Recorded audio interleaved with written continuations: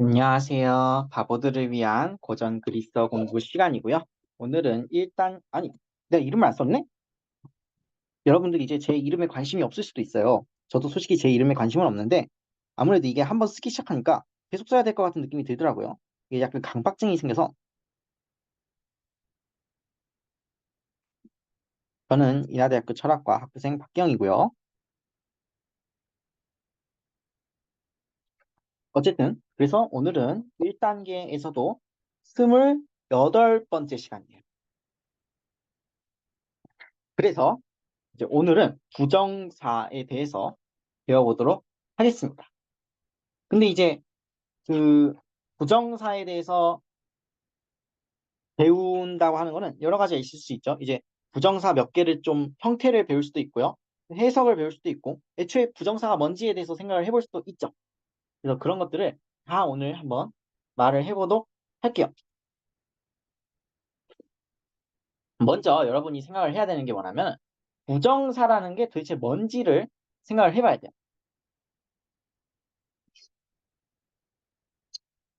자, 우리가 그동안 뭘 배웠었냐면, 법이라는 걸 배웠어요. 법이라는 게 뭐냐면, 동사가 가지고 있는 5개의 속성 중 하나인데, 이제 네 가지가 있었죠. 직설법, 그리고 이제 접속법, 희구법, 그리고 이제 명령법, 이런 것들을 배웠단 말이에요. 이게 뭐 몇 개 있어요. 딱 네 개 있죠. 근데 제가 그 네 개의 법에 대해서 말하면서 번외편이라는 말을 했을 거예요. 이 번외가 있다. 번외편이 있다. 뭐냐? 뭐 이제 여러 가지를 말했지만 그 중에 하나가 부정사였을 거예요. 그래서 여러분들이 딱 이걸 듣고 부정사가 뭐지? 이런 생각을 했을 거란 말이에요. 그래서 이 부정사가 뭐냐?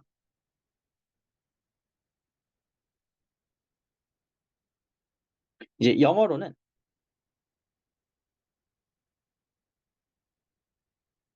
인피니티브라고 해요. 근데 이 영어 단어도 해설을 해드리고 일단 부정사가 뭔지도 해설을 해드릴 거예요. 근데 부정사라는 게 뭐냐면 이제 동사를 형태 변화시킨 거죠. 동사를 형태 변화시켰는데 그게 뭐랬냐? 명사가 돼버린 거예요. 아, 얘는 명사예요, 명사 기본적으로. 근데 동사 가지고 만든 명사인 거예요. 그럴 수가 있죠. 왜냐하면 이제 우리가 상식적으로 생각을 했을 때 이제 동사를 가지고 뭘 만드는 일이 꽤 많았어요. 왜냐하면 이제 말, 사, 다, 다라고 하는 동사가 있었는데 왜 이거를 말, 하, 기 아니면 이제 말, 함 이런 식으로 하면 이거 뭐예요? 명사죠. 명사인데 이제 이걸 가지고 만든 거죠. 아니면 이제 쓰다라고 하는 동사가 있는데 이걸 가지고 쓰기, 쓰는 것, 씀, 뭐 이런 식으로 뭔가 이제 명사처럼 쓸 수가 있었어요. 동사를 이제 형태 변화를 시켜가지고 그거랑 똑같은 일을 지금 여기서 하는 거예요. 그래서 부정사라는 게 결국엔 뭐냐? 명사다. 부정사라는 거는 명사는 명사인데 이제 약간 좀 뭐라고 해야 될까? 추상적인이라고 할 수 있죠. 그래서 이제 동사적 명사다. 이렇게 생각을 할 수가 있어요. 그런데, 그런데, 우리가 항상 생각을 했었죠. 명사라는 거에는 성수격이 있다고 했어요. 그래서 아마 이제 이 부정사에도 성수격에 해당되는 뭔가 있을 거라는 생각을 할 수가 있어요. 실제로도 그래요. 왜냐하면은 이 부정사라는 거는 기본적으로 중성 취급을 해요. 중성. 그리고 이제 단수 취급을 해요. 그럼 이제 성이랑 수는 해결됐죠? 격은 뭐냐? 이게 문제인데 격이 가지고 있는 수많은 의미들이 있었죠. 막 주속, 여대, 호라는 5개의 격에 어마어마하게 많은 의미들이 있었어요. 그 의미들을 다 의미해요. 그런데 형태로는 그게 구분이 안 돼. 그러니까 부정사라는 애는 형태 변화를 안 해요. 즉 곡, 용, 안, 함. 고경을 안 한다는 소리는 이제 격에 따라서 형태 변화를 안 한다는 소리죠. 따라서 이제 그러니까 쉽게 말해서 우리가 이제 격을 나타내기 위해서 어미들을 갖다 붙였잖아요. 그럼 이제 격 어미들 이런 거 없어요. 따라서 이제 부정사라는 거는 동사를 가지고 만든 명사, 동사적 명사인데 중성 단수 취급을 하고 고경을 안 하기 때문에 격이 가지고 있는 수많은 의미들은 다 쓸 수가 있지만 하지만 그럼에도 불구하고 형태 변화는 딱히 안 하는 거예요. 그래서 일종의 가성비 명사라고 할 수 있죠. 근데 여기서 하나 더 생각해 봐야 되는 게 있어요. 뭘 생각해 봐야 되냐면 동사적 명사잖아요. 동사적 명사라는 소리는 뭐예요? 동사이기도 한 거야. 동사이기도 하다는 소리는 아무래도 이제 동사에도 뭔가 속성이 많죠. 막 이제 뭐 인칭 아니면 뭐 수 아니면은 뭐 그 시상 해 이런 것들이 있었단 말이에요. 그런데 인칭과 수는 조심해야 되는 게 뭐냐면 이 수랑 이 수는 다른 거야. 왜 그러냐면은 이 수는 이 명사의 수예요. 명사의 개수라고요. 근데 이 동사에 있는 수는 뭐였냐면은 주어의 수예요. 그러니까 그 자체가 아닌 거야. 이 동사라는 단어, 이거 그 자체의 개수가 아닌 거예요. 뭔 주어가 하나 있을 것이고 그 주어의 수를 가리키는 거란 말이야. 그래서 이 수랑 이 수는 다른 거예요. 그래서 결론적으로 말하자면 부정사에는 수가 없어요. 그리고 인칭도 없어요. 그리고 법도 없어요. 결국엔 뭐만 있어요? 시상이랑 태만 있어요. 이걸 좀 더 크게 적어볼게요.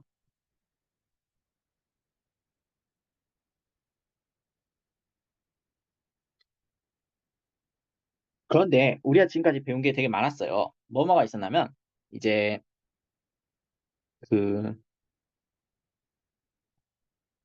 그 동사의 시상이라고 하는 거는 무려 7개가 있어요. 7개. 근데 7개인데 우리는 이제 6개만 쓰기로 했죠. 그래서 7개나 있었단 말이에요. 그래서 현재, 미래 완료, 과거 완료, 미완료, 아오리스트 해가지고 이 7개 혹은 6개나 되는 그 시상들이 있었단 말이죠. 근데 부정사라고 하는 거는 모든 시상을 다 갖는 게 아니에요. 몇 개가 없어. 그래서 딱 4개만 있어요. 현재, 현재 시상, 미래 시상, 그리고 이제 아오리스트 시상, 마지막으로 완료 시상이 있어요. 이렇게 4개. 그리고 이제 태는 능동태, 중간태, 수동태가 있다고 했죠? 이거는 다 가져요, 또.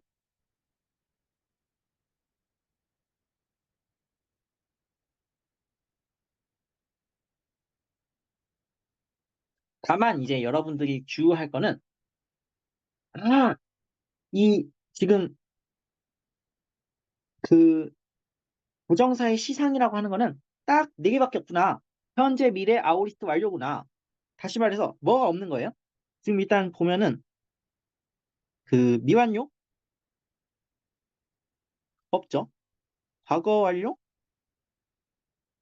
없죠. 미래 완료 없죠. 이 3개가 없어요. 그래서 이제 단순하게 생각을 하면은 4 곱하기 3이죠. 4 곱하기 3이니까 한 12개 정도의 부정사를 배우겠구나 하는 것이 이제 감이 오실 겁니다. 그런데 이제 여기서 또 약간의 반전이 있어요. 무슨 반전이냐면 이게 우리가 지금 1단계를 하고 있잖아요. 1단계에서 하고 있는 그 교재가 이제 제가 지금 따라가고 있는 교재가 그릭 언인텐시브 커스라는 교재인데요. 이 교재에는 뭐가 하나 안 나와요. 뭐가 안 나오냐면 미래가 안 나와요. 왜 미래가 안 나오느냐? 이 교재가 생각하기에는 그랬던 거야. 이 교재가 생각하기에는 미래는 잘 안 쓰는 것 같아. 그래서 야, 잘 안 쓰지도 않는 거 학생들이 배울 필요가 있을까? 이렇게 생각을 한 거지. 그래서 미래를 그냥 생략을 해버렸어요. 근데 제가 곰곰이 생각을 해봤어요. 이거를 다른 교재를 보고 내용을 집어넣을까 말까 생각했는데 1단계에서는 사실 3개만 배워도 될 것 같기도 해요. 제가 2단계에서는 다 설명을 할 거거든요. 2단계에서는 이 4개를 다 설명을 할 거예요. 근데 1단계에서는 아무래도 이거를 굳이 다 배울 필요가 없을 것 같아요. 그리고 왜 이걸 생략했는지 제가 알 것 같아요. 왜냐하면 이걸 생략하면은 굉장히 도식적이고 깔끔하게 돼요. 왜냐하면 이게 이제 아직 얘기를 안 했지만 이게 각각 하나씩 의미하는 게 있거든요. 현재 아우리스트 완료가 하나씩 1대1 대응되는 게 있어요. 그게 딱 깔끔하게 맞아떨어져. 그래서 아마 그래서 미래를 생략한 것 같아요. 제가 생각할 때는. 그래서 이 교재가 좀 일리가 있다. 물론 이제 미래 부정사도 알아야 돼. 언젠간 알아야 되지만 그게 지금은 아닌 것 같다. 그래서 이것만 배워도 될 것 같다. 그런 생각을 했습니다. 그리고 또 이제 말씀을 드려야 되는 거는, 근데 이거 왜 부정사라고 부르는 거예요? 이제 뭔가 동사적 명사 이렇게 부르면 얼마나 좋아요. 너무 편하고 좋잖아요. 근데 왜 부정사라고 부르지? 이렇게 생각을 하실 수가 있어요. 그러니까 이제 영어로는 지금 인피니티브란 말이에요. 근데 우리가 이 비슷한 단어를 어디서 한번 봤어요. 제가 예전에 이제 무슨 finite verb form이라고 말을 한 적이 있어요. 이게 무슨 뜻이라고 했냐면 인칭, 수, 시상, 법, 해. 이 5가지를 모두 가지는 동사 형태. 그러니까 이 동사 형태는 이 5가지를 다 담고 있는 거야. 그거를 파이나이트라고 부른다. 뭐 이런 얘기를 했었어요.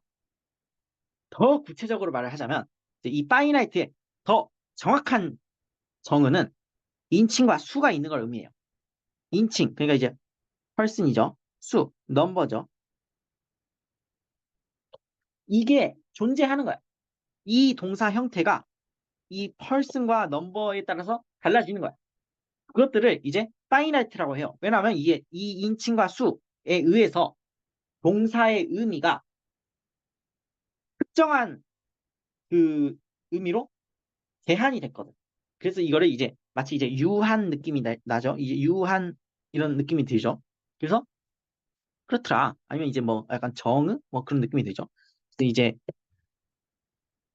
이 문법 용어의 이제 정확한 유래는 모르겠지만 아마 그런 의미인 것 같아요. 제가 생각할 때는. 그래서 그래서 파이나이트 벌브 폼이 아닌 거구나라는 느낌이 딱 들 거예요. 실제로도 그래요. 이제 정확히 말하자면 이제 파이나이트 벌브 폼이랑 반대되는 게 이제 논 파이나이트예요. 논 파이나이트. 즉 얘네는 뭐가 없는 거예요? 인칭과 수가 없는 동사 형태인 거예요. 그리고 이제 논 파이나이트가 여러 가지가 있는데 그 중에 하나가 뭐냐면 인피니티인 거예요. 그래서 이 인피니트 부정사라고 하는 거는 논 파이나이트의 일종이다. 그래서 논 파이나이트라고 하는 거는 결국에는 인칭이랑 수가 없으니까 시상법 태중에 뭐가 있어야겠죠. 근데 이제 그 법도 없고요. 그래서 결국에는 이 부정사라고 하는 애는 시상이랑 해만 가지더라. 그래서 이제 그 동사의 동작을 이름처럼 쓰고 있는 거예요. 명사처럼. 동사의 동작에 이름을 약간 주는 거죠. 그런 기능이 있어요. 그래서 이제 여기까지 쫙 이야기가 되셨을 거예요. 이야기가 되셨을 거고, 아무래도 이제 시상이 4가지가 가능했는데, 현재, 미래, 아오리스트, 완료 이 4가지가 가능했는데, 우리가 이제 그 미래는 안 배울 거고요. 제가 생각해도 안 배우는 게 좀 이제 처음에 이해할 때는 안 배우는 게 맞는 것 같고, 일리가 있어요. 이 책 저자가 그렇게 가르치는 이유가 제가 생각할 땐 꽤 있어요. 따라서 딱 2개만 배우겠습니다. 2개가 뭐냐면 현재 부정사 능동태. 오늘은 이제 딱 두 개만 배운다는 소리예요. 몇 개 더 배워야 돼, 우리는. 오늘은 두 개만 배우고 땡이에요. 이제 아우리스트.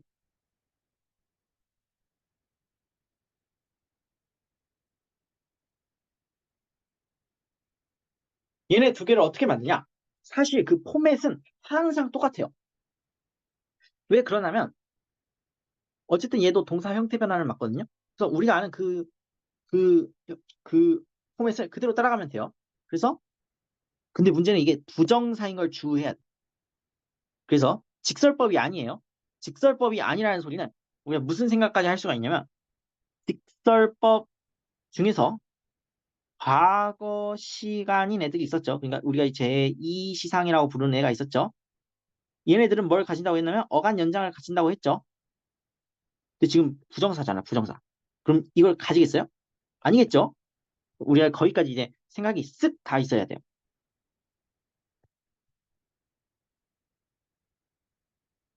그래서 제가 일단은 추상적인 포맷으로 한번 써보면은 기본형을 1번에서 가져와야겠죠? 현재 부정사 능동태는 1번에서 가져오고 아오리스트 부정사 능동태는 세 번째 기본형에서 가져오는 거예요.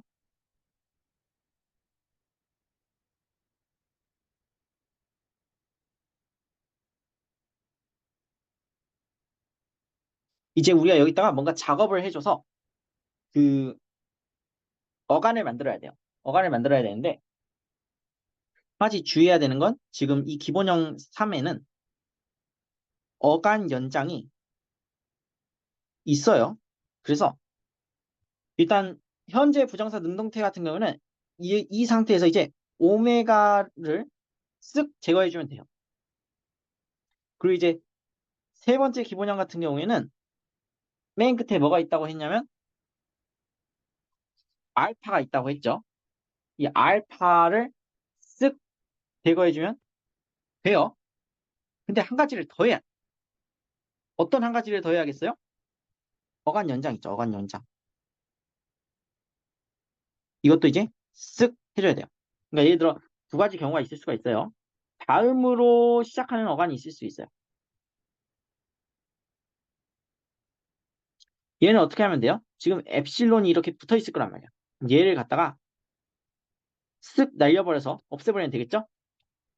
근데 이제 어려운 경우가 하나 있어요. 모음 시작 어간이라는 게 있었을 거야.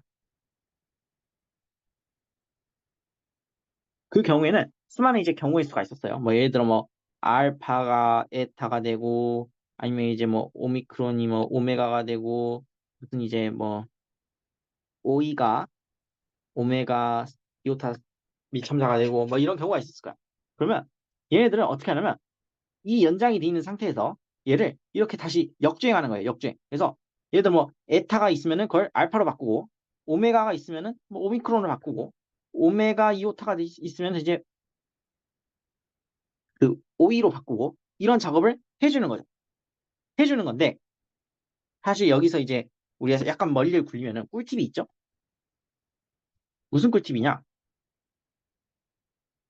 딱 모음 시작 어간이잖아. 그럼 이걸 우리가 어렵게 규칙을 외우려고 하지 말고 우리가 기본형을 하나만 외운 게 아니잖아요. 여러 개를 외웠죠. 지금 이제 기본형 1, 2, 3, 4, 5, 6 이렇게 있죠. 지금 우리가 지금 세 번째 걸 가지고 보는 거잖아요. 세 번째 걸 딱 봤는데 모음 시작 어간이야. 그럼 어떻게 해요? 첫 번째 거를 쓱 커닝해요. 커닝하면은 아마 이제 연장이 없는 어떤 형태가 있을 거야. 그걸 쓱 커닝하고 그걸 그냥 갖다 베끼면 되겠지? 그래서 이걸 가지고 만드는데 이제 맨 앞에 어간의 맨 시작 부분만 이 첫 번째 기본형을 쓱 커닝해서 다시 되돌아. 그래서 그대로 똑같이 따라하면 되겠죠? 예를 들어 뭐 에르사 뭐 이런 게 있는데 이제 알파를 딱 떼어버리면 에르크스가 되고 그리고 이 상황에서 이거 뭐야 모음이잖아. 모음 어떻게 할 거야? 하면은 이 첫 번째 기본형을 쓱 컨닝해요. 딱 보니까 아르코 막 이렇게 돼 있어요. 그러면 이 앞부분만 보는 거야. 앞부분만 보고 이거 에타를 알파로 바꿔서 아르크스 이렇게 바꾸면 되겠구나. 뭐 이런 식으로 이제 우리가 눈치를 발휘하면 돼. 그래서 이거는 눈치로 해결할 수 있어. 그러니까 우리가 이거를 어렵게 규칙으로 해결할 필요가 없는 거예요. 규칙이 아니라 그냥 기본형을 충분히 암기하면 규칙을 회피할 수 있어요. 머리 써서 규칙으로 공부하는 사람은 충분한 암기력이 없는 사람이야. 우리 이제 피지컬로 다 해결할 수 있어요. 이 우리가 이제 그 머리 굴려서 이제 규칙 가지고 뭘 해결하려고 하는 그 습관을 살짝만 버리면 좋아요. 다 우리가 이제 눈치와 암기로 해결할 수 있다. 이것이 바로 이제 머리가 나쁜 사람의 그 비결이다. 아무래도 그렇죠. 머리가 이제 머리가 좋은 사람은 언어를 엄청 잘하긴 하겠지만 머리가 좋은 사람은 언어를 어마어마하게 잘하긴 하겠지만 머리가 나쁜 사람이라고 해서 언어를 못하냐 하면은 그건 아니죠. 이제 대화는 가능하죠. 그래서 아무래도 이런 눈치를 가지고 해결할 수 있다. 그래서 어쨌든 간에 이렇게 하면은 뭐가 되겠어요? 어간이 되겠죠? 그럼 이제 이 어간에다가 뭔가 이제 그 어미를 갖다 붙여야 될 거 아니에요? 어미도 굉장히 간단해요. 뭘 갖다 붙이냐? 참 글씨가 좀 그렇죠. 아, 왜 이러지, 글씨가? 계속 끊기네.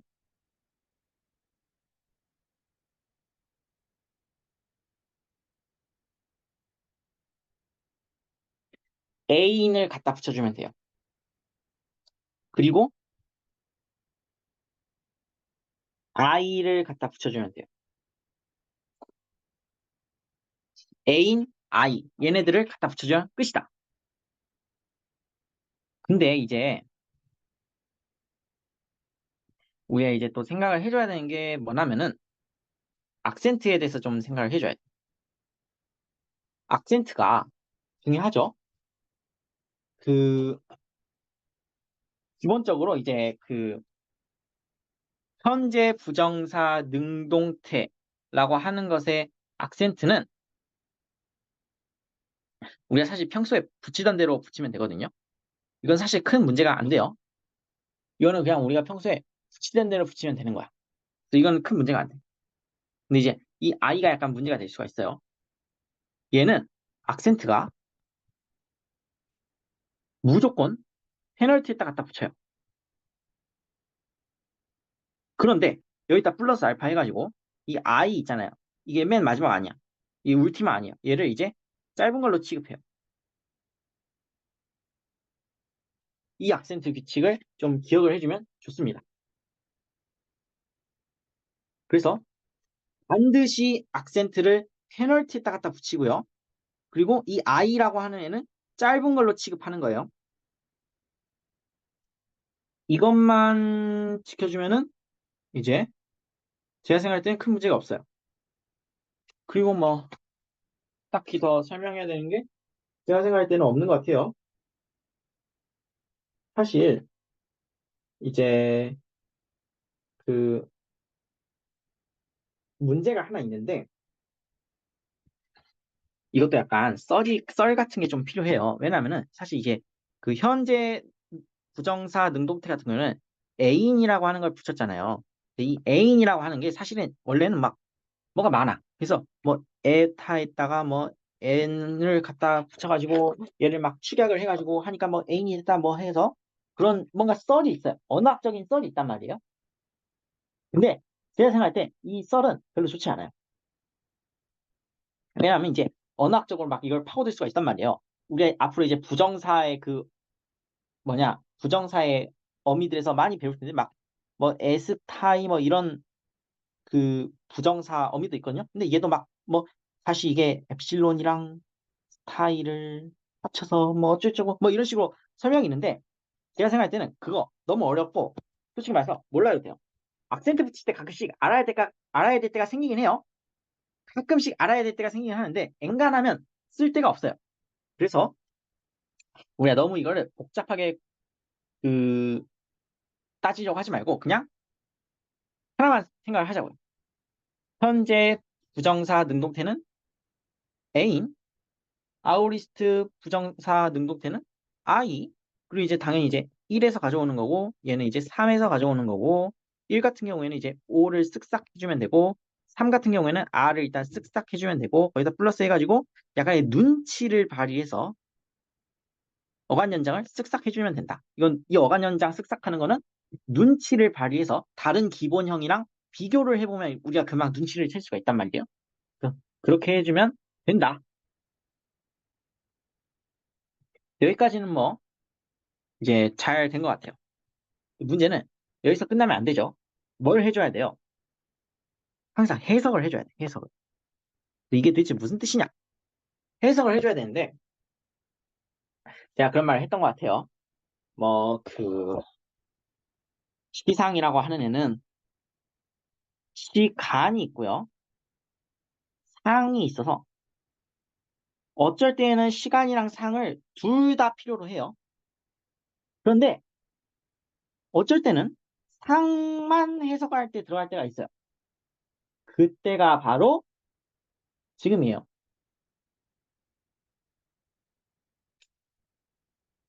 다시 말해서 해석을 할 때 이제 두 가지가 있죠, 지금. 현재, 부정사, 능동태가 있고, 그리고 이제 아오리스트, 부정사, 능동태가 있는데, 얘네들은 상만 가지는 거야. 시간 없어요.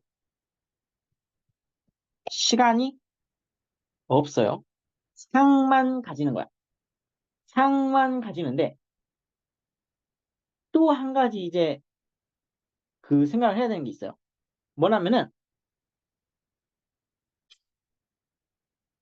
얘는 이제 아무래도 단순상이겠죠?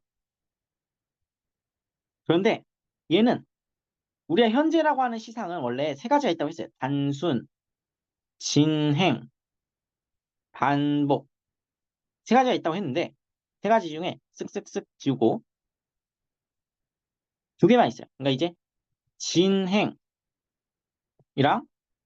반복 습관 이렇게만 있는 거예요.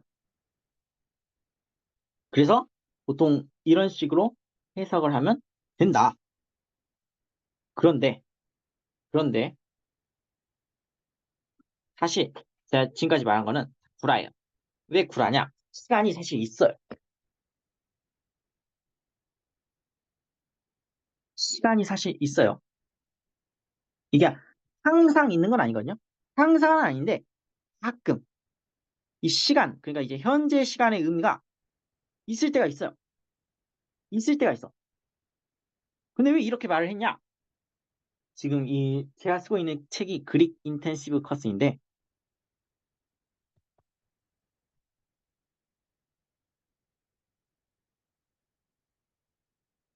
이 책이 원래 뭐 하던 책이냐면 속성으로 가르치려고 만든 책이에요. 그러니까 이 책은 최대한 짧은 기간 내에 최대한 많은 거를 학생의 머리에다가 우겨 넣으려고 만든 책이거든요. 그래서 이게 가끔씩 이런 식으로 그 문법 지식을 뭉갤 때가 있어요. 그래서 이게 정확하진 않아. 정확하진 않은데 대충 한 80%는 그런 것 같은데 하면은 이 책에서는 뭐라고 써버리냐? 100%라고 써버려요. 이게 약간 좀 문제가 있는 책이에요. 제가 생각해도. 왜냐면 이게 좀 틀릴 때가 꽤 많아요. 그래서 사실 이제 이거 해석할 때는 시간이 해석에 들어가기도 해요. 부정할 수 없어요. 현재의 시간의 의미가 들어가 분명. 하지만 이 책에서는 좀 사람을 도식적으로 가르치려는 면이 있어요. 깔끔하게. 그래서 아마 그렇게 하는 것 같다. 그래서 이제 우리가 지금 1단계잖아요. 우리는 지금 1단계에 많은 걸 바라면 안 돼. 이게 지금 1단계라서 그런 거예요. 1단계라서. 이제 우리가 2단계 가서 제대로 배우기 시작할 때는 훨씬 더 복잡하게 배울 거예요.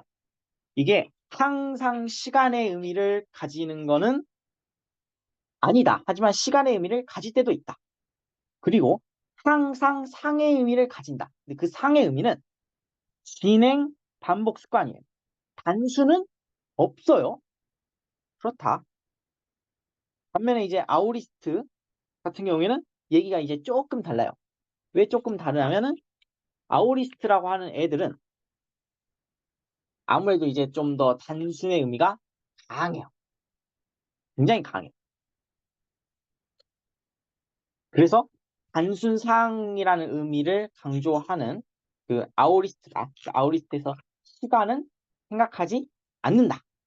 라고 하는 거를 여러분들이 이제 주의를 해주시면 괜찮을 것 같아요.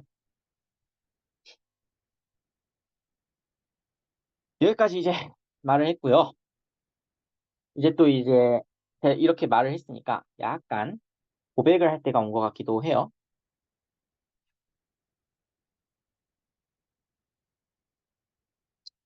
무슨 그 고백이냐면 아우리스도 이제 당연히 시간의 의미가 있을 때가 있어요. 아우리스도 과거 시간의 의미가 있을 때가 있어요. 반드시 항상 그런 건 아니지만 이제 과거 시간의 의미가 가끔씩 필요하기도 해요. 하지만 100%는 아니야. 반면에 이 단순상의 의미는 100%예요, 100%. 이건 진짜 100%예요. 시간은 거의 없어요, 거의. 이건 아주 드물어요.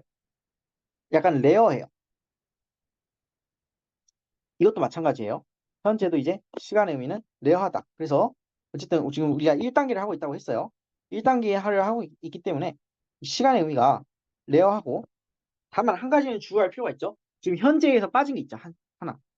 단순의 의미가 지금 싹 날라갔죠. 이거는 100%예요. 이거는 100%예요.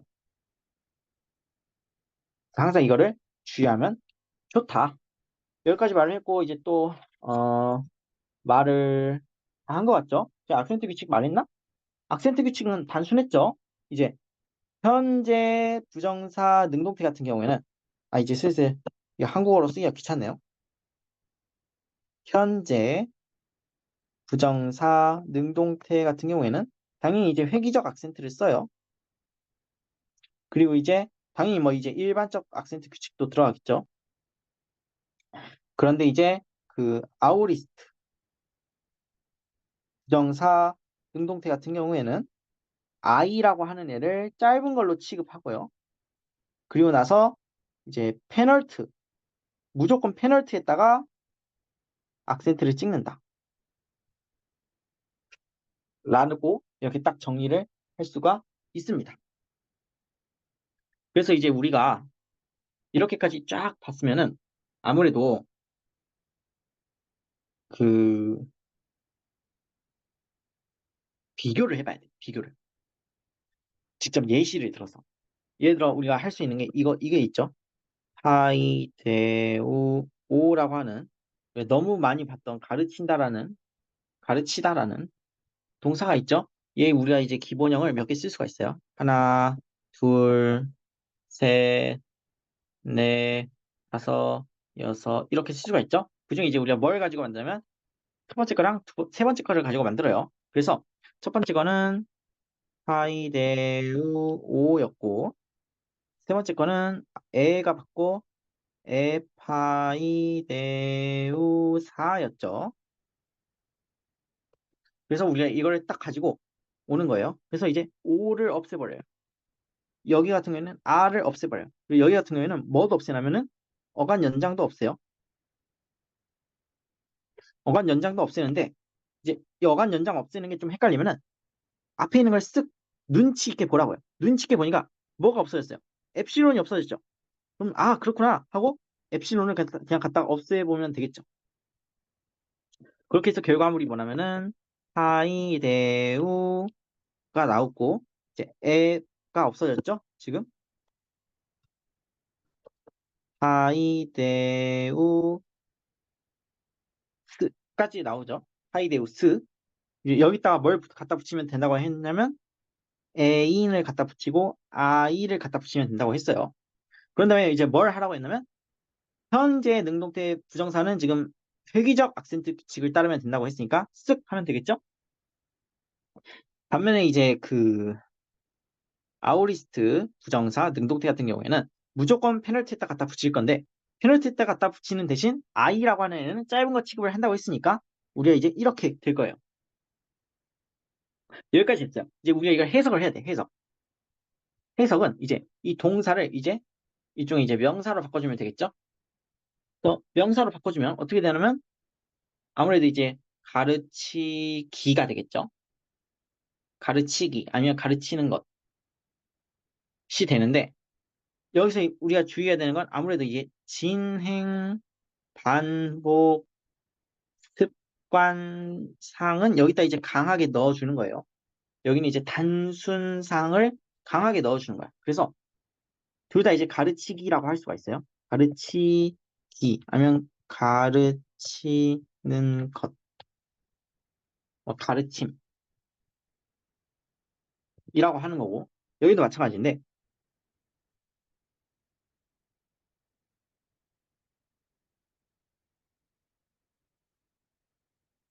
여기서 이제 그 아우리스트 같은 경우에는 단순상이기 때문에 여기서 말하는 가르치기는 이제 한 번 가르친 거예요. 한 번. 한 번 그냥 단순하게 가르치고 그게 끝이에요. 아니면 이제 뭐 한 번 가르치는 것, 한 번 가르침, 어떤 일회적인 사건에 대해서 말을 하는 거예요. 그런데 이제 진행 반복 습관상은 이거 약간 변형을 시켜줘야겠죠? 가르치는 중인 거죠. 아니면 가르치곤 하는 것이죠. 뭐 이제 다 써줄 수가 있어요. 가르치곤 하기, 뭐 가르치곤 하는 것, 아니면 뭐 가르치는 중인 것, 뭐 이제 가르치는 중이기, 뭐 이런 식으로 해석을 하시면 되겠죠. 지금까지 이제 쭉 얘기를 했고요. 물론 이제 제가 말을 했어요. 분명히 시간이라는 게 사실 쓰여. 쓰이긴 해. 그러니까 이제 이 경우에는 이제 현재가 될 것이고 이 경우에는 과거가 될 건데 시간의 의미가 분명 있긴 있어요. 쓰일 때가 가끔 있어요. 아주 가끔. 아주 가끔. 시간의 의미가 쓰이긴 하는데 대개는 안 쓰여요. 그래서 그냥 우리는 편하게 1단계에서는 그냥 시간에 대해서 아예 생각을 하지 말자고요.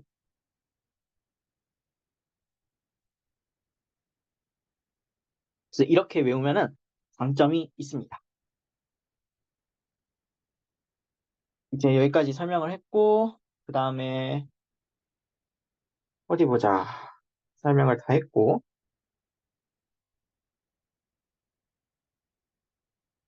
하나 설명을 해야겠네. 아무래도 이제 명사라고 했잖아요. 부정사라는 거는. 부정사는 기본적으로 이제 명사이기 때문에 다양한 곳에다가 우리가 쓸 수가 있어요. 다양한 곳에다가 우리가 쓸 수가 있지만 가끔씩 이제 어떤 특별한 동사들이 있어요. 어떤 특별한 동사들은 부정사를 필요로 할 때가 있어요. 이 동사의 의미가 불완전해서 이 동사의 의미를 완성시키기 위해서 명사를 갖다가 쓸 때가 있단 말이에요. 그런 경우를 이제 하나를 소개해 드리려고 해요. 그 경우가 뭐냐? 음,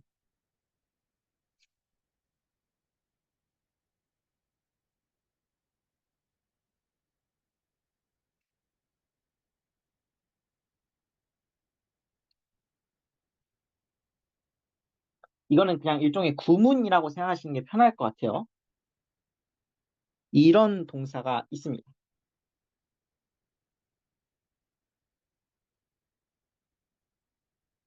이 동사는 명령하다라는 뜻이거든요.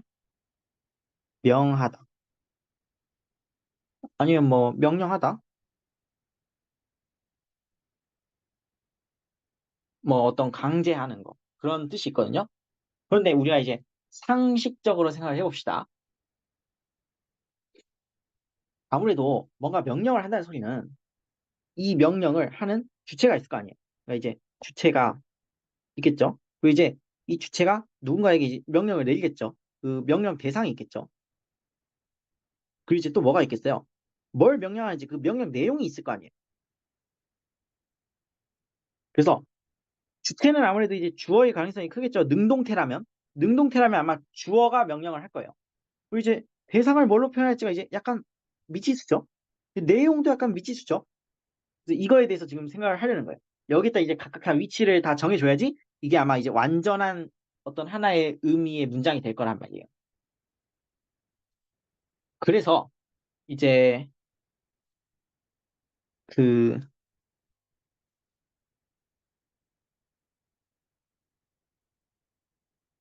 저는 그냥 예시 문장을 보는 게 빠를 것 같아요. 예시 문장을 보기 전에 한 가지 제가 약간 생각해 볼 게 있죠. 부정사는, 자, 동사라고 하는 거는 어쨌든 간에 이 동사는 이제 경우에 따라서는 아닐 수도 있지만 경우에 따라서는 뭔가 이제 주어도 필요로 하겠죠. 목적어도 뭐 필요할 수 있겠죠. 뭐 이제 또 가끔씩 뭐 이제 뭐 간접 목적어 이런 것도 필요로 할 수가 있겠죠. 뭐 어쨌든 간에 뭐 다양한 걸 이제 가질 수도 있을 거예요. 이런 것들을 이제 동반할 수도 있을 거예요. 물론 아닐 수도 있겠지만 그렇다면 이 동사를 가지고 어느 날 내가 동사적 명사인 부정사를 만들었어요. 그러면 이 부정사도 뭘 가질 수 있겠어요? 주어도 당연히 이제 가질 수 있겠죠. 목적어도 가질 수 있겠죠. 간접 목적어도 가질 수 있겠죠. 이거를 그냥 이제 할 수도 있다. 동반할 수도 있다. 물론 아닐 수도 있는데 그럴 수도 있다는 걸 머릿속에 넣어놓고 예문을 하나 볼게요. 원하면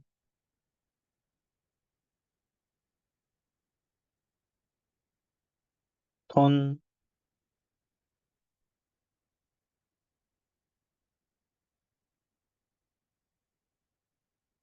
포메론,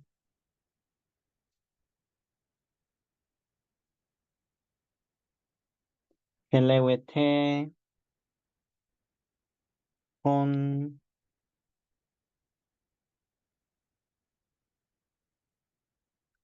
아들, 돈, 그레이브 악센트가 좀 많이 보이죠?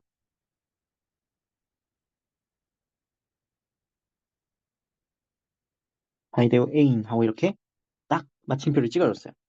그럼 이제 우리가 이거를 해석을 해야 되는데 폰 호메론 얘 뭐예요? 대격이죠, 대격. 대격이고 이제 뭐 대격에는 뭐 여러 가지 뜻이 있을 수도 있겠지만은 이제 우리가 이제 그 뜻 중에 하나가 이제 직접 목적어인 걸 알 수 있죠. 그리고 이제 이게 지금 동사죠, 지금. 켈레우오라고 하는 동사가 지금 켈레우 에테라는 어떤 문장의 동사가 되고 있습니다. 그리고 이제 얘 뭐예요? 얘도 대격이죠. 그래서 약간 혼란이 올 수가 있어요. 그러고 나서 이제 여기를 딱 보면 이게 뭐예요? 부정사죠. 근데 이 켈레우 에테라는 이 동사를 분석을 해보면 이게 뭐냐면 기본적으로 이제 현재고요. 그 다음에 이제 직설법이고요. 그리고 이제 능동태예요. 그리고 이제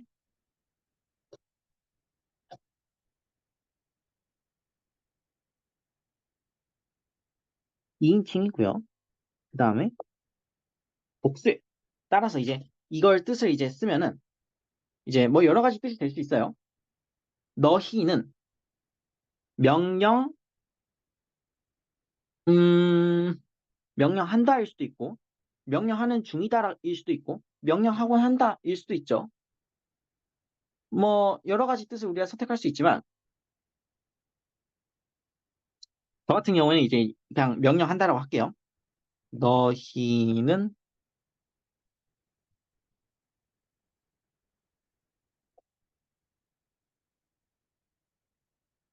명령한다. 그런데 여기서 이제 물음표가 생길 수 있는 게 얘는 지금 이제 명령 주체 아니에요. 명령 주체. 그리고 이제 명령을 받는 대상이 있겠죠. 그리고 명령 내용이 있겠죠. 이게 뭐냐? 이게 문제가 될 수 있어요. 근데 명령 대상은 이 켈레우오라고 하는 동사는 이제 명령 대상으로 대격을 받아요. 그리고 이제 명령 내용으로 부정사를 받아요. 부정사. 근데 여기서 이제 우리가 또 대혼란이 생길 수가 있어요. 왜냐하면 명령 대상이 대격이라고 하고 딱 대격을 찾아보니까 대격이 몇 개 있어요? 두 개나 있어요. 그럼 우리는 어떤 생각을 해요? 개빡쳐요. 왜 있다고지? 이제 어떤 거를 선택할 수도 있을 것 같아요. 근데 왜 대격이 두 개인지부터 생각을 해보자고요. 얘 뭐예요? 부정사예요. 부정사는 명사인 동시에 동사란 말이에요. 따라서 이 동사는 뭐 할 수 있어요? 얘도 목적어를 가질 수 있어요. 그렇죠? 그 목적어가 뭐겠어요? 대격이란 말이에요. 그러니까 이 두 개의 대격 중에서 하나는 이제 이 부정사의 그 목적어인 대격이고 하나는 이 켈레우오의 그 어떤 그 목적어인 대격일 거란 말이에요.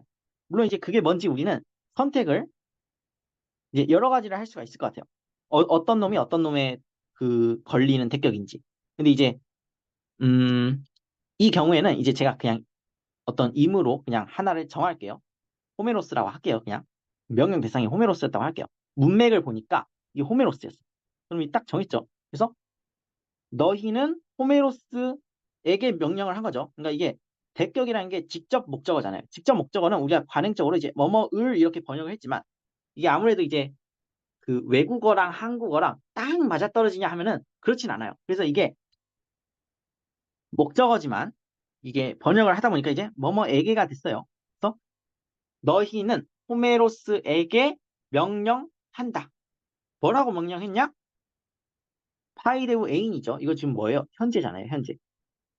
현재 그리고 이제 그 부정사이고 이제 능동태니까 교육하기죠. 교육하기인데 이게 현재이기 때문에 진행의 의미가 있을 수도 있고 뭐 반복 습관의 의미가 있을 수도 있죠. 그럼 문맥에 따라서 달라지겠죠? 근데 그냥 제가 임으로 하나를 정할게요. 그래서 이제 가르치곤 하기 이렇게 이제 해석을 했어요. 제가 그냥 임으로 하나를 선택해서. 그래서 너희는 호메로스에게 가르치곤 하라고 명령한다. 누구를 가르치곤 하라는 거예요? 형제를. 이제 톤을 이제 그 관사의 쓰임을 우리가 잘 알고 있잖아요. 그래서 이제 이게 딱 보니까 이제 호메로스죠. 그래서 소유대명사구나 싶어가지고 너희는 호메로스에게 그가 그 형제들을 가르치곤 하라고 명령한다가 되는 거예요. 그러면 이제 우리가 이걸 어떻게 해석을 해준 셈이 되냐면 이 호메로스라고 하는 대격은 헬레우 에테의 그 목적어가 되는 거고 명령 대상을 의미하는 목적어가 되는 거고 그리고 이제 이 켈레우 에테는 이 부정사의 그 내용을 명령 내용으로 삼는 거고 그리고 이제 이 부정사는 이 형제라고 하는 형제들을이라고 한 형제를 제가 잘못 말했죠? 형제를이라고 하는 대격을 지금 자기의 어떤 목적어로 갖고 있는 거죠. 그렇게 분석을 한 거예요. 그래서 제가 이 분석을 물론 조금씩 바뀔 수가 있어요. 예를 들어 내가 이제 문맥을 보니까 누구한테 명령을 하는 거면 형제한테 명령을 하는 걸 수도 있잖아요. 그래서 너희는 형제에게 명령한다. 호메로스를 가르치곤 하라고. 이런 식으로 해석을 할 수도 있죠. 물론 얼마든지. 하지만 일단 제가 임으로 이렇게 해석을 했단 말이에요. 근데 이렇게 해석을 한 거는 사실 비밀이 있어요. 지금 제가 해석을 할 때 어떤 식으로 했냐면 마치 어떤 식으로 해석을 했냐면 이 해석의 방식은 텔레우오라고 하는 동사의 일종의 이제 용법으로 해석을 한 거예요. 그러니까 이제 그 용법을 보니까 명령 대상은 대격으로 받고 명령 내용은 부정사로 받더라 라고 하는 그 어떤 그 어휘에 고유한 어떤 문법적 지식을 가지고 제가 해석을 한 겁니다. 아이고, 목말라. 여러분들이 보기에는 이제 제가 그대로 말을 이어서 하는 것 같지만 사실 제가 잠시 물을 마시고 왔습니다. 계속 설명을 할게요. 제가 지금까지 앞에서 설명해드린 그 이 문장을 분석하는 방법은 사실 뭐였냐면 마치 이 켈레우오라고 하는 이 어휘의 용법, 이 어휘만의 어떤 용법을 가지고 말하는 것처럼 말을 했거든요. 근데 이렇게 해석을 하는 게 아니고 사실 이제 좀 더 우리가 잘 써먹을 수 있는 방법이 하나 더 있어요. 그건 뭐냐? 일단 두 가지로 나눠서 생각을 할게요. 부정사라는 거는 뭐죠? 기본적으로 명사예요. 명사라는 건 다양한 쓰임새가 있겠지만 그 중에 하나는 뭐죠? 아무래도 목적어겠죠. 따라서 지금 이 문장의 그 동사는 뭐예요? 켈레우 에테예요. 이 켈레우 에테라고 하는 동사가 이 부정사를 목적어로 취하고 있는 거예요. 따라서 이거를 이제 하면은 가르치곤 하기를 그 너희는 명령한다. 바로 이렇게 해석을 할 수가 있어요. 왜? 부정사는 명사니까. 명사는 목적어이니까. 따라 명사는 목적어로 쓸 수 있으니까. 따라서 이제 이 두 개만 보고 바로 일단 이렇게 쓰는 거예요. 이렇게 써놓고 생각을 하는 거예요. 부정사는 또 뭐이기도 해요? 기본적으로 동사예요, 동사. 동사는 뭘 동반하기도 해요? 당연히 이제 부정사에도 그 어떤 주어가 있겠죠? 그리고 이제 부정사에도 목적어가 있을 거예요. 근데 여기서 이제 반전이 일어납니다. 부정사의 주어는 부정사의 주어는 대개 뭘로 쓰느냐? 대격으로 써요. 우리 일반적으로 주어는 뭐라고 했죠? 부격이라고 했죠. 근데 그거는 이제 그냥 평범한 문장에서 얘기고요. 그거는 이제 그러니까 부격을 주어로 쓴다는 건 평범한 문장에서의 일이고 부정사 있잖아요. 부정사. 부정사의 주어는 대격으로 쓴단 말이에요. 그러면 이제 목적어는 뭘로 쓰냐? 부정사에도 목적어가 있겠죠? 목적어도 뭘로 쓰냐? 대격으로 써요. 그러니까 이제 어떤 부정사를 맞추셨을 때 대격이 두 개가 있을 수가 있어. 그리고 그 두 개의 대격이 다 이 부정사에 걸릴 수가 있어요. 그거는 하나는 주어이고 하나는 목적어인 경우가 굉장히 많아요. 따라서 우리가 이제 이거를 다시 확장을 하면은 가르치곤 하기를 너희는 명령한다. 근데 그 가르치곤 하기라는 부정사 혹은 이제 동사의 그 주어도 대격이고 목적어도 대격인 거야. 그래서 딱 보니까 이게 주어 같고 이게 그 목적어 같은 거야. 그래서 그냥 우리가 갖다 붙일 수 있죠. 호메로스가 형제를 가르치곤 하기를 너희는 명령한다. 라고 해석해도 말이 돼요. 그리고 생각을 해보면 명령 대상이라는 건 뭐예요? 명령 대상이라는 건 야, 너가 지금 뭔가를 해 라고 명령을 한 거예요. 그러면 그 하는 동작 있잖아요. 내가 명령한 내용의 동작에서는 내가 명령 대상은 주어가 되는 거예요. 그래서 이 두 개의 해석이 다 맞아요. 그리고 다 똑같아. 의미가 똑같아. 그래서 어떻게 해석하면은 너희가 호메로스에게 명령한다. 그 형제들을 가르치곤 하기를 이런 식으로 해석을 할 수도 있지만 마치 이 부정사의 문법만 가지고도 우리가 해석을 훌륭하게 할 수 있어요. 가르치곤 하기를 명령한다. 근데 그 가르치곤 하기는 뭐예요? 호메로스가 그 형제들을 가르 그의 형제를 잘못 말했죠. 그의 형제를 호메로스가 그의 형제를 가르치곤 하기를 너희는 명령한다. 이렇게 해석해도 말이 되죠. 그래서 이것만 알고 있으면 사실 이게 굉장한 꿀팁이에요. 굉장히 해석이 편해질 수가 있어요. 이게 좀 암기량을 줄일 수 있어. 왜냐면은 우리가 첫 번째 방식으로 해석을 하면은 어떤 식으로 되냐면은 이 동사가 하나 나올 때마다 그 용법을 하나씩 외워야 되잖아요. 그러니까 켈레우오의 용법은 이거야. 뭐 파이데우오의 용법은 이거야. 템포의 용법은 이거야. 뭐 아르코 동사의 용법은 이거야. 이런 식으로 하나하나 외울 수도 있지만은 그냥 두 번째 방식대로 우리가 알고 있는 일반적인 부정사의 그 문법 지식을 가지고 해석을 하면 훨씬 더 편할 수가 있어요. 그래서 부정사는 목적어로도 사용될 수 있어요. 당연히 뭐 주어로도 사용될 수가 있고 간접 목적어로도 사용될 수 있고 기본적으로 명사이기 때문에 다양한 그 용법으로 사용될 수가 있어요. 그것 중에 이제 헬레우 동사에 대한 목적어로 쓰였구나. 그럼 이제 이 명령의 내용이라는 어떤 추가적인 어휘 지식을 알 필요가 없죠. 그냥 이 경우에 이 부정사는 목적어로 쓰인 거야. 왜? 명사니까. 그런데 여기 다 플러스해서 부정사는 뭐이기도 해요? 동사이기도 해. 동사니까 이 부정사에 해당되는 주어와 목적어 같은 게 있을 수도 있어요. 그런데 우리가 곰곰이 생각해보니까 부정사는 주어를 대격으로 써. 목적어는 대격으로 써. 그럼 이 대격들을 부정사의 주어와 부정사의 목적어로 쓱쓱 분배를 해주면 되겠죠? 그래서 우리가 해석을 해주면 완벽하게 똑같아요. 너무 좋죠? 이런 식으로 하면 좋더라. 우리가 여기서 끝나면 안 되고 그 예문을 하나 더 봐야 돼요. 왜 더 봐야 되면 우리 아까 본 건 뭐였어요? 파이데우 애인이라고 하는 현재 부정사였어요. 그러니까 걔는 기본적으로 이제 진행상 혹은 반복 습관상의 의미를 가지고 있어요. 물론 시간, 현재 시간이라는 의미는 가질 수도 있기는 하지만 잘 안 가죠. 거의 안 가죠. 엔간에서는 우리가 그걸 볼 일이 없어. 그러니까 이제 우리 어떤 실질적인 어떤 절대적인 시간의 의미는 거의 안 가져요. 거의. 아주 희귀해요.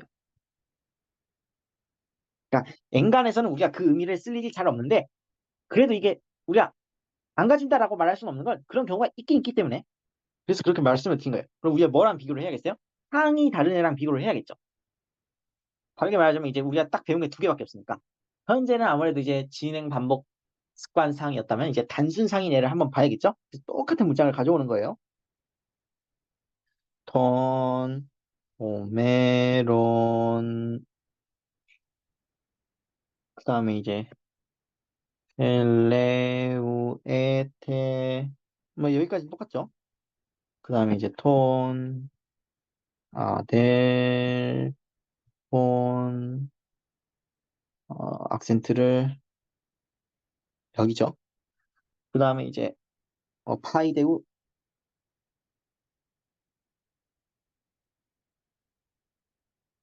사이 이렇게 딱 써놓으면 딱 한 군데만 달라졌어요. 이거죠, 이거. 딱 한 군데만 달라졌어요.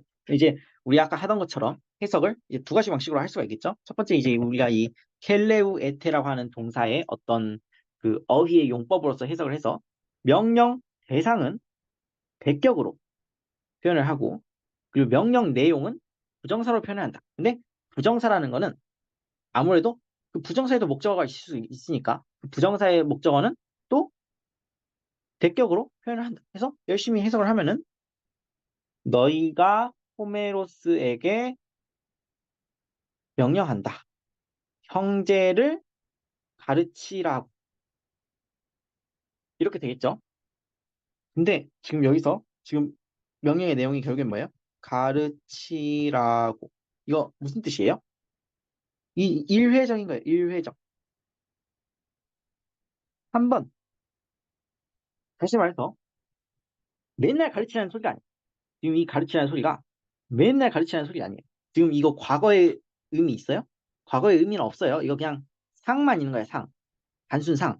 그래가지고 지금 계속 가르치라고 하는 게 아니고 딱 그 한 번 가르쳐 보라는 거야. 너 한번 수업 한번 해봐. 뭐 이런 거예요. 한번 가르쳐봐. 그날만 한번 가르쳐봐. 이런 딱 한 번 단순 내 의미가 있는 거예요. 물론 이제 우리가 이걸 다르게 해석할 수도 있죠. 어떻게 해석하냐면 우리가 부정사에 대한 지식이 좀 있으니까 부정사라는 건 기본적으로 명사야 명사. 명사이기 때문에 목적으로도 쓰일 수 있어. 그래가지고 가르치기를 너희는 명령한다가 될 수가 있는 거예요. 근데 그 가르치기라고 하는 그 명사는 사실 동사이기도 한 거야. 동사니까 이제 주어와 목적어가 있겠죠. 근데 주어는 어떻게 표현하냐? 대격으로 표현하고 그리고 목적어는 대격으로 표현해요.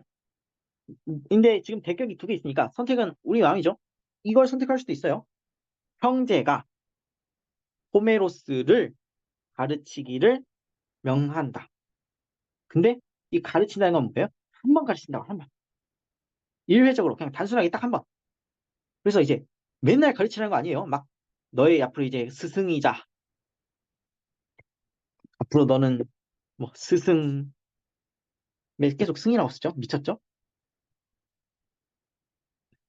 스승 뭐 평생의 스승 뭐 평생의 교사가 돼서 너는 영원히 이 호메로스를 가르쳐야만 해. 이런 말 하는 게 아니에요. 그냥 한번 가르쳐 보라고 시범 약간 이제 뭐 여러 가지 경우가 있을 수가 있죠. 그냥 한번 시범 수업 해보라. 뭐 이 정도의 의미일 수도 있고 그냥 뭐 그냥 한번 그냥 배워보라고 뭐 막 연설하는 식으로 한번 그냥 강연을 해보라 이런 거일 수도 있고 어떤 문맥인지 모르겠지만 그냥 한번 가르쳐 보라고 한 거예요.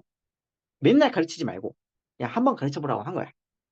이렇게 해석을 하면 좋겠죠. 그래서 우리 지금까지 뭘 배웠냐면 이제 부정사의 의미란 무엇인가. 근데 그걸 왜 하필이면 부정사라고 부르는가. 그리고 이제 부정사에는 어떤 종류가 있는가. 그리고 그 중에 이제 형태 변화를 두 개를 배워봤고요. 악센트 매기는 것도 배워봤고요. 그리고 그 의미는 뭔가. 그 의미가 시간이 100% 없다고는 말할 수 없지만 그래도 거의 없어. 한 97%는 없어요. 그래서 엔간하면 그냥 상으로 한다. 근데 아오리스트가 단순상인 거는 모르는 사람이 없죠. 근데 현재는 분명히 직설법일 때는 단순상으로 쓰이기도 해. 하지만 부정사는 그딴 거 없어. 부정사는 무조건 진행, 반복, 습관상이야. 뭐 이런 말들을 했고요. 막 악센트 매기는 법도 배웠고요. 그리고 이제 그렇게 해서 부정사라고 하는 거는 명사이기 때문에 아무래도 이제 주어로도 쓰일 수 있고 목적어로도 쓰일 수 있고 뭐 다양한 방식으로 쓰일 수가 있어요. 하지만 한편으로는 동사이기 때문에 그 자체로 이제 어떤 그 주어를 가질 수가 있고 그 주어는 대격으로 씁니다. 대격. 그리고 이제 목적어도 있을 수가 있죠. 목적어도 이제 대격으로 쓴다.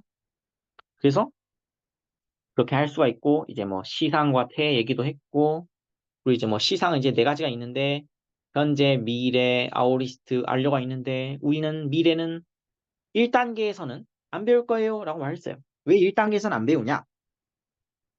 이 교재가 1단계에서 쓰는 교재가 이 제목도 하도 많이 썼더니 이제 슬슬 귀찮은데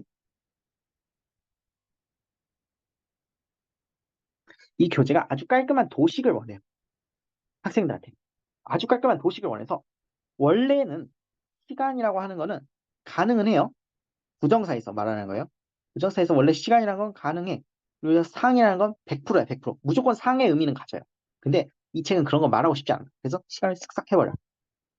그러면 이제 상이라는 건 세 가지 종류가 있죠. 상이라는 건 세 가지 종류가 있는데 단순이 있고 진행이라는 상이랑 이제 그 반복 습관이라는 상이랑은 형태상으로 구분이 안 된다고 했어요. 그리스어에서는. 구분이 전혀 안 돼요. 그래서 이제 하나로 묶고 완료라는 상이 있는 거야. 근데 만약에 우리가 현재, 미래, 아오리스트, 완료 이 네 가지 중에서 미래를 쓱싹 하면 어떤 경우가 생기냐? 아이고 이게 아니죠? 잘못했어요. 이게 지금 뭐 어떻게 돼요? 1대1 대응이 돼. 1대1 대응이 돼서 너무 깔끔해. 완벽해. 이거 이제 해석할 때 이제 기계가 되면 돼요. 해석하기 너무 쉬워. 그냥 부정사가 딱 보여? 그래? 부정사가 딱 보여? 무조건 단순. 부정사가 딱 보여? 무조건 진행 반복. 완료가 딱 보여? 무조건 완료. 뭐 시간 생각할 필요도 없어. 왜? 우리는 이 교재에서 시간을 생각 안 하기로 했으니까. 그럼 이게 딱 1대1 대응이 되면서 너무 아름다운 도식이 돼요. 이렇게 깔끔하고 규칙적이고 아름다운 언어는 없을까라고 생각을 하죠. 그게 이 교재가 그리고 있는 큰 그림인 거야. 근데 사실 이게 틀리단 말이에요. 왜냐면 시간이 있을 수도 있어요. 시간이 있을 수도 있고, 심지어 이제 미래도 있단 말이야. 그럼 이게 1대1 대응이 안 되죠. 이제 사람이 빡치는 거야.